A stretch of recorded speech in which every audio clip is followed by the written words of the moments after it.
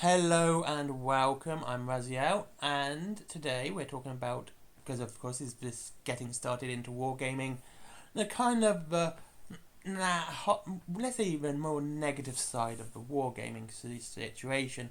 It's not really that negative, it's just a necessity that you need to consider when you start wargaming. And that is budgeting.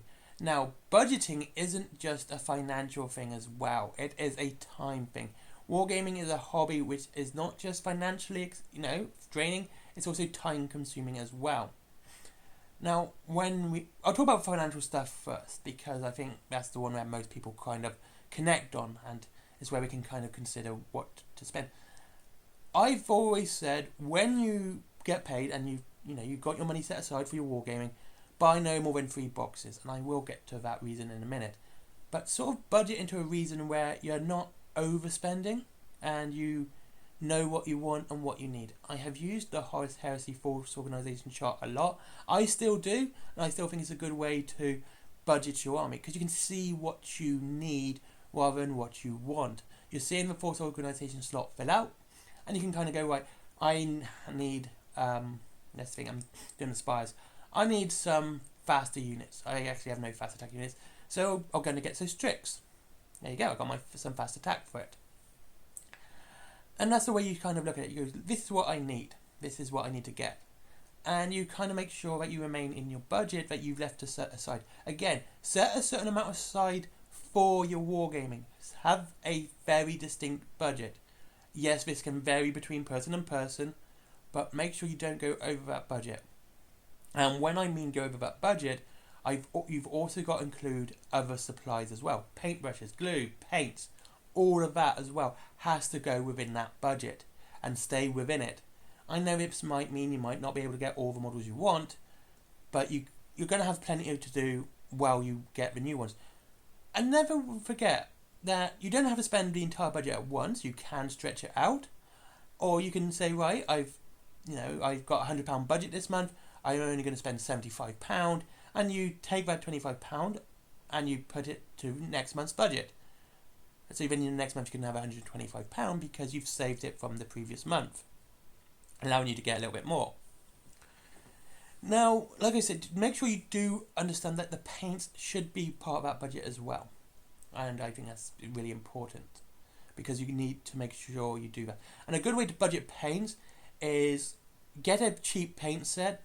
Army Painter do some great ones. I do get the Army Painter ones.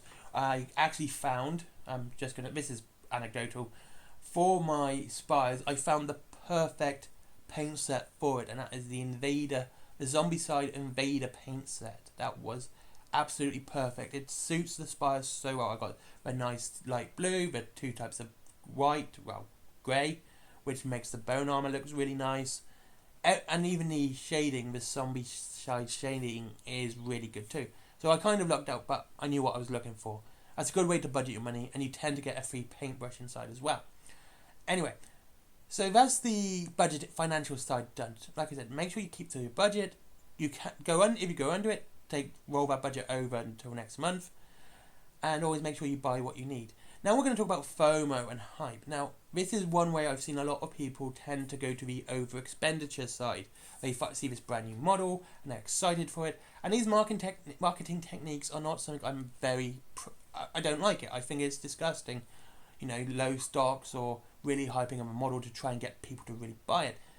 When it comes to special edition models, limited edition boxes or stuff like that, rules-wise they tend to be not that different. You might be a saving in the long run, but you tend to get a normal army in there, and if you're at this point building an army, you kind of don't need the extra pieces that you need to buy in one lump sum. You don't need to worry about getting it.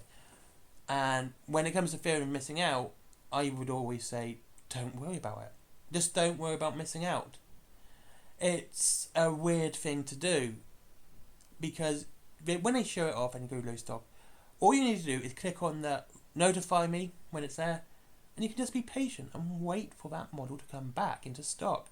You could even say, right, I've put it up, here's the money for that model, put that to one side from your budget, spend the rest that you would do on the rest of your monthly budget on the wargaming, And then when that model comes out, you've got the money set aside straight away, so you can just go and get it.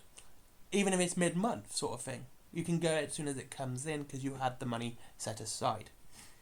Now the other one is time. Now this is something I've seen very few people talk about it, and I think it is vitally important to understand that wargaming is a time-consuming hobby. It has negatives, it has positives, but what I do, and what a lot of people I know do, they put an hour or so aside every day just to do wargaming. This can be very beneficial to you because you have this time where you get to focus on your hobby and you can enjoy your hobby that little bit more. But I also understand people have families, people have jobs, etc, etc. Life goes on, life happens. What it is what it is. We cannot change this. But this is actually where it can actually benefit a family unit. I know this sounds weird because you're going, well, it's a solitary thing. I'm just going to sit there painting by myself. Not really. I know people have these big desks and spare rooms where it's all for their painting. I've never done that. It's never been something that I've kind of liked doing. I've always had my painting desk in the living room, where, you know, my partner can sit there, watch TV, and I can just sit there and paint. You know, we can chat around. She gets to watch what she wants.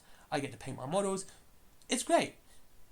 So we still have time where we can converse and talk and bring a better bond to each other. And we're both doing something we enjoy at the same time. There is also the kid element. When it comes to summer holidays and holidays kids are going to be about, it's going to be a lot harder for you to find that hour to, you know, paint and build. Or, you know, if you do it at the evening, you know, they're going to stay up later because, you know, it's no school next day. This is a time when I would use to bond with my kids at the same time. I would use this time to say, look, I've got these models to paint.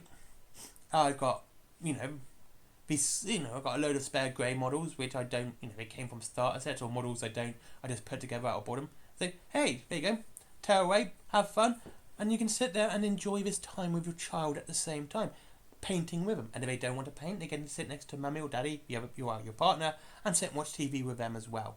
So you can make this a bit more of a family thing where you're not taking yourself away from the family, but you're kind of just doing everything that you want to do. And you get to talk and chat and converse at the same time. And just enjoy your family. It is kind of a good thing in my opinion. Anyway, thank you very much for watching. I hope you enjoyed this video on budgeting. I didn't want to be too preachy. I know a lot of people can be, but I tend to give you guys respect that you're not going to overspend. And you are sort of, you know, you're sensible people, right?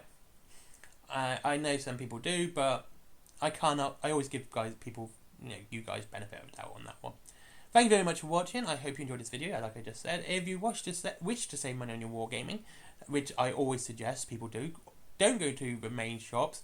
This includes Mantic, I can't say War Cradle because I advertise War Cradle, which is Wayland Games, by the way, and